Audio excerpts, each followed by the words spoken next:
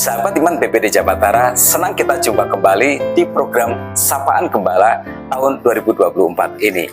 Halangan atau rintangan memberi kita dua pilihan, berhenti melangkah atau kita tetap terus maju sampai akhirnya kita tiba di tujuan. Sukses membutuhkan spirit untuk kita terus maju. Walau ada 1000 halangan, walau ada 1000 rintangan. Sukses membutuhkan sikap bahwa kekurangan atau kegagalan tidak boleh menjadi penghalang. Saya Sita Nugroho dengan topik menjadi pribadi unstoppable. Nas kita adalah Yosua pasal yang ke-6. Yosua baru saja diangkat menggantikan Musa, pemimpin hebat Israel yang sudah dipanggil Tuhan itu karena faktor usia. Nah, menaklukkan kota Yeriko adalah ujiannya yang kedua setelah membawa bangsa Israel menyeberangi sungai Yordan.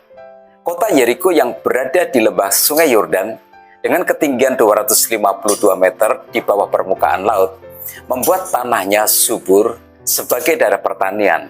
Nah, itu sebabnya kota ini diprotek dengan benteng yang sangat kuat, tembok tebal 2 lapis dibangun mengelilingi kota ini. Nah, tentu saja ini bukan ujian yang mudah. Peperangan yang hebat pastilah tidak akan terhindarkan.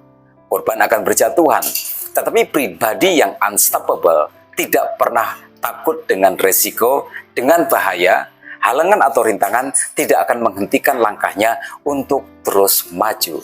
Nah, kualitas seperti inilah yang harus kita miliki, yang harus kita bangun. Belajar dari Yosua untuk menjadi pribadi yang unstoppable, yang pertama yang harus kita miliki adalah menjadi seorang yang teachable. Di pasal 5 ayat 13 dan 14, ketika Yosua sedang mengamati kota Yeriko, yang besok akan dia serbu bersama-sama dengan orang Israel, tiba-tiba datang panglima bala tentara Tuhan. Yosua kemudian sujud dan berkata kepadanya, "Apakah yang dikatakan Tuanku kepada hambanya ini?" Nah, ini adalah sikap teachable. Yosua tidak bersikap sudah tahu semuanya. Walau di bawah Musa, dia punya banyak pengalaman di medan pertempuran. Tetapi dia membuka diri terhadap sesuatu yang mungkin harus dia pelajari. Yosua punya telinga yang mau mendengar, mau menerima masukan, walau sebenarnya malam itu dia pastilah sudah siap untuk berperang. Nah, sahabat iman, selama nama kita bukan Google, ada banyak yang kita belum tahu. Sikap yang terbaik adalah berlutut di dalam hadirat Tuhan, mencari hikmat Tuhan, dan meminta pertolongan dan pimpinannya. Lalu panglima bala tentara Tuhan berkata, "Tanggalkanlah kasutmu dari kakimu, sebab tempat engkau berdiri itu kudus." Dan Yosua berbuat persis seperti yang diperintahkan kepadanya. Nah, ternyata untuk bisa punya sikap teachable, kita harus melepaskan semua ego kita, semua keakuan kita, sebab dalam hidup ini, kita harus menjadi seperti gelas yang kosong, yang siap untuk diisi, yang siap untuk diajar, yang siap untuk belajar, yang siap untuk dituntun dan dipimpin oleh Tuhan. Yang kedua adalah strategi. Orang yang unstoppable tidak sembarang bertindak. Dia punya strategi dan Tuhan memberi Yosua strategi. Di pasal 6 ayat 3 sampai dengan 16 diceritakan Tuhan memerintahkan Yosua dan bangsa Israel mengelilingi kota Yeriko sekali sehari selama 6 hari. Selama mereka berjalan berkeliling itu, mereka harus diam.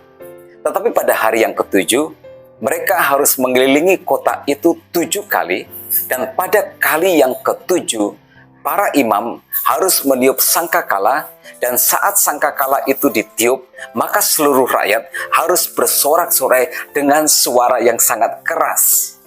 Nah, mengapa strateginya harus seperti itu? Biarlah ini menjadi rahasia ilahi. Tetapi, ada beberapa yang kita bisa belajar. Yosua dan bangsa Israel taat. Mereka mengelilingi tembok Yeriko dengan cara persis seperti yang diperintahkan Tuhan kepada mereka. Nah, tidak ada strategi yang lebih hebat untuk kita bisa diberkati Tuhan dan dibawa sukses selain daripada ketaatan. Mereka yang memiliki jiwa pemberontak dan tukang melawan Tuhan tidak akan menemukan dirinya berada di dalam berkat Tuhan. Saya tertarik dengan perintah untuk diam selama mengelilingi kota Yeriko itu. Diam adalah teror yang dapat menjatuhkan mental lawan. Nah, ingatlah peribahasa ini. Singa disegani karena diam, sedangkan anjing dijadikan mainan karena senang menggonggong. Jika cara kita menghadapi kesulitan dengan cara diam, kita tidak panik, tanpa keluhan, tidak curhat sana-sini, tetapi menghadapi semuanya itu dengan tenang, itu adalah sebuah teror mental yang membuat lawan pasti akan gemetar. Tetapi strategi yang terbaik yang mereka lakukan adalah membangun kerjasama. Mereka bekerja sama dengan baik sebagai sebuah tim. Yang berjalan paling depan adalah para prajurit, 7 imam di belakangnya, lalu kemudian disusul dengan tabut perjanjian, dan yang paling terakhir adalah rakyat. Nah, dengan formasi seperti itu, bangsa Israel berjalan mengelilingi tembok Yeriko. Mereka semua kompak, semua sehati, tidak ada yang berbicara, sampai pada hari yang ketujuh, pada putaran yang ketujuh, dengan diawali tiupan sangkakala oleh imam, semua serempak kompak bersorak-sorai, lalu sesuatu terjadi. Tembok Yeriko itu tiba-tiba bergetar, sorak-sorai bangsa Israel semakin keras, bersaut-sautan dengan suara sangkakala, lalu benteng tembok yang kokoh kuat itu, yang menjadi andalan penduduk Yeriko, tidak lagi mampu menahan kuasa dari sorak-sorai bangsa Israel, menjadi runtuh, sehingga dengan mudah mereka mengalahkan musuh. Nah, teman-teman sekalian, kerjasama adalah strategi yang wajib dalam sebuah perjuangan.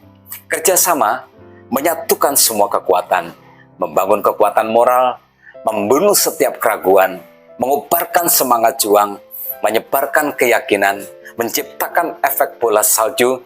Keyakinan dan iman kita akan menjadi semakin besar, membuat kita menjadi pribadi yang unstoppable. Kemenangan menjadi tidak lagi mustahil, dan mimpi-mimpi kita akan menjadi kenyataan. Kemudian yang ketiga adalah semangat. Setelah mereka selesai mengelilingi tembok Yeriko pada hari yang ketujuh, pada putaran yang ketujuh, maka para imam meniupkan sangkakala, dan ayat 20 berkata, lalu bersorak-soraklah bangsa itu. Sedang sangkakala ditiup, segera sesudah bangsa itu mendengar bunyi sangkakala, bersoraklah mereka dengan sorak yang nyaring. Maka runtuhlah tembok itu, lalu mereka memanjat masuk ke dalam kota, masing-masing langsung ke depan dan merebut kota itu. Semangat menciptakan energi yang positif, membuat kita yakin bahwa kita pasti menang. Semangat membuat kita yakin bahwa semua halangan atau rintangan pasti akan dapat dikalahkan. Semangat menaikkan berkali-kali lipat daya juang, menaikkan berkali-kali lipat kekuatan. Semangat membuat kita memberikan yang terbaik di dalam perjuangan ini.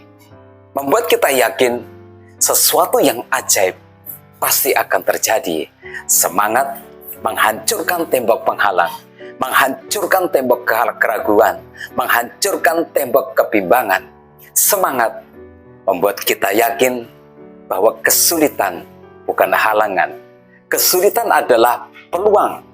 Kesulitan adalah batu loncatan untuk kita meraih sukses yang lebih besar lagi. Sahabat iman BBD Jabatara, jika halangan atau rintangan memberi kita dua pilihan, berhenti melangkah atau kita tetap terus maju sampai akhirnya tiba di tujuan. Sekarang kita sudah tahu jawabannya. Kita akan terus maju, sebab kita adalah pribadi yang unstoppable di dalam Tuhan. Nah, salam dari Kota Hujan Bogor. Saya Setia Nugroho akan selalu mendoakan para sahabat iman semua.